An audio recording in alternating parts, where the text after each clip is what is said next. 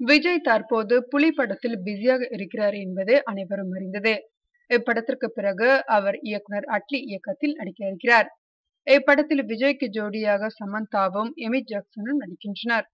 விரைவில் இப்படத்தின் படப்பிடிப்பு தொடங்க இருக்கும் நிலையில் இந்த படத்தில் காமெடியனாக நடிக்க வடிவேலுவை அழைத்தார்களாம் படக்குழுவினர். ஆனால் அவர் கேட்ட சம்பளத்தை பார்த்து படக்குழுவினருக்கு தலையை சுற்றிவிட்டதாம். தனது மார்க்கெட் உச்சத்தில் இருந்தபோது கேட்டதை விடவும் அதிகமாக கேட்டாராம் வடிவேலு. அதுவும் பல கோடியாகும். அதனால் வடிவேலுவே வேண்டாம் என்று முடிவு செய்து விட்டார்கள். விஜயுடன் காமெடியனாக நடிக்க வேறு சில நடிகர்களிடம் பேசி வருகிறார்களாம்.